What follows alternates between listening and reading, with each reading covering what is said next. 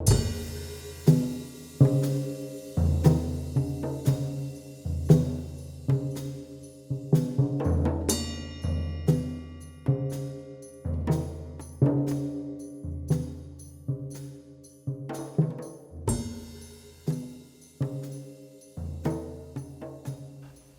was raised by my grandparents when I was a child, and my grandmother was a Pentecostal. She taught me what is right and wrong, and she was a very liberated person back then. She believed that everybody was equal under God. Um, everything was created by God, and if you wanted to go to church, go into the woods and see what God had created. She taught me, and this was a conflict later on, God knows when you kill something. He knows what happens to every creature on this planet, and she taught me that. That's what I learned.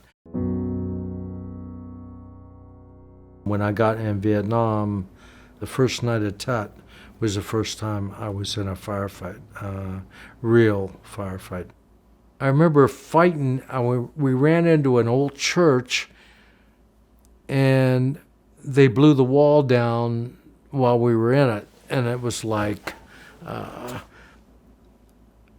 remember standing there, there were people on the other side, and I remember, just shooting at things, just shooting at hats. And I was good with a shotgun. And I remember thinking this thought. I thought, I'd never seen a pith helmet come apart. These little helmets they had, they were strange. And I remember I was busting them like clay pigeons. And I thought, it was just knocking them.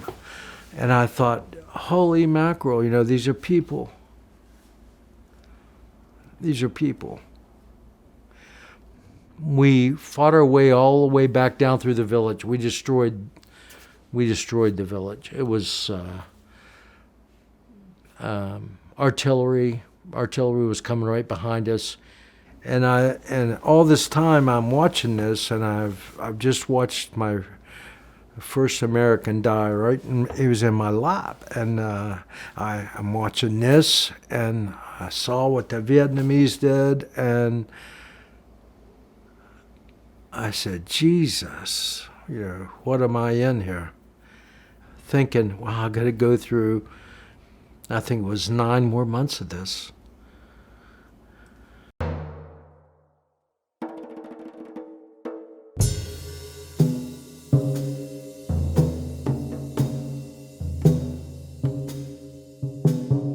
And when you were in the hospital, you'd see guys, and they would tell you what went on.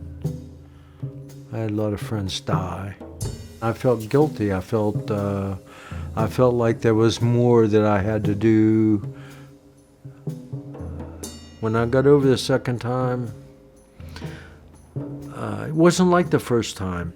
There was no winning hearts and minds. We were past that. In an ambush, I watched a guy die.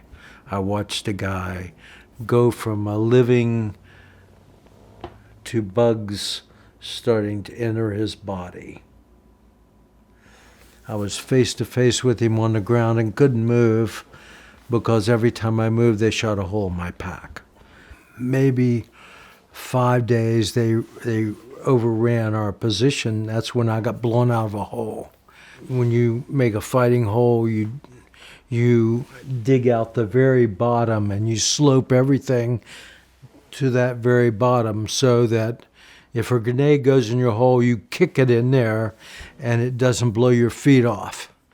Okay, you raise up and it blew me out of the hole. I remember going up in the air and I got malaria.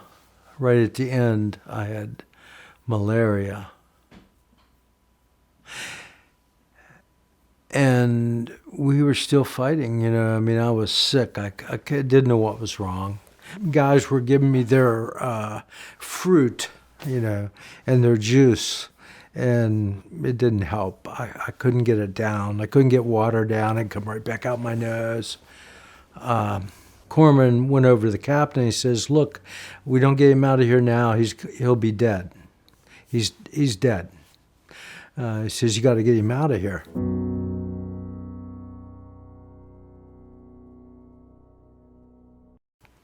While I was on the hospital ship, just before they medevaced me out, all the guys from my company started showing up, the ones that were still alive. They completely overran my company, and 13 or 15 guys walked out of there, out of 100, and we had a light company, probably had 120 some guys.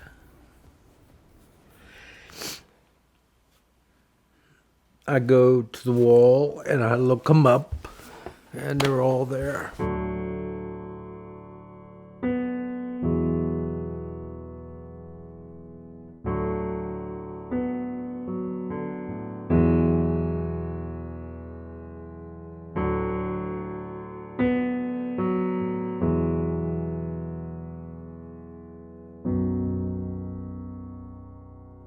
When I got home, I didn't want to see anybody. I had this terrible time. I drank a lot. I could be violent, and it got to the point where it was scaring me. It was a lot of my problem because I was afraid of what I would do. And so that's when I started. I met with other vets and we talked, and we started trying to understand what was happening to us and to everybody else. And you question your mind, could I do those things? How can I be that terrible? And you question it until you never get an answer. You never get an answer when you're by yourself.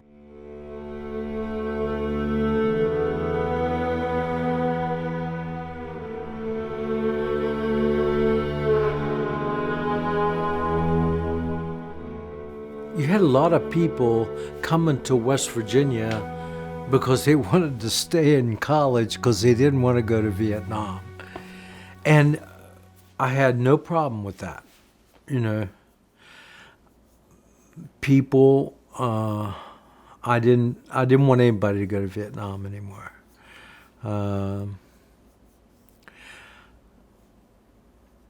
I think that everybody should serve their country, but there's a point that serving your country isn't committing suicide. And I felt we'd already passed that point. People are going to Vietnam. If you were in an infantry outfit, you were going to die or be wounded, or be scarred for the rest of your life. The definition for PTSD, it came from clinical psychologists studying veterans from the Vietnam War.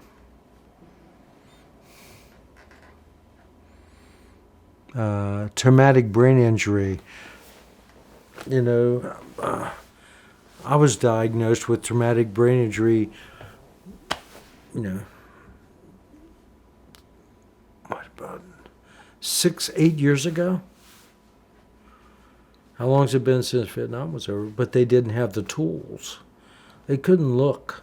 They couldn't see.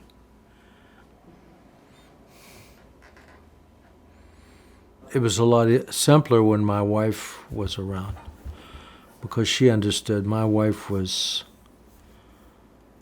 as much a Vietnam veteran as I am, because she saw it. I don't dream anymore. My mind quit. It said, don't dream, because the nightmares were so awful. So when I start to have a dream, I wake up. So therefore, you don't get the deep sleep because you're always stopped at that REM level. I get 3 hours of sleep a night. I check and recheck my locks on my doors and windows. I look outside. I want to know what's out there. I'm very wary of things. I'm sometimes concentration's a problem. Being able to concentrate on what you're doing. And that's not an isolated thing. Most people have that. That's served.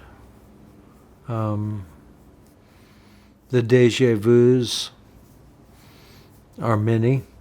Helicopters, diesel fuel, and you deal with it in different ways.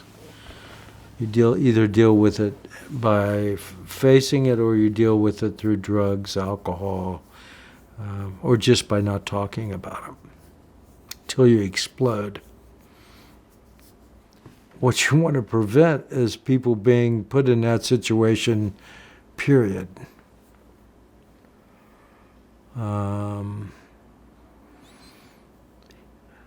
You gotta arm people with the lessons of history, or they'll repeat the same mistakes.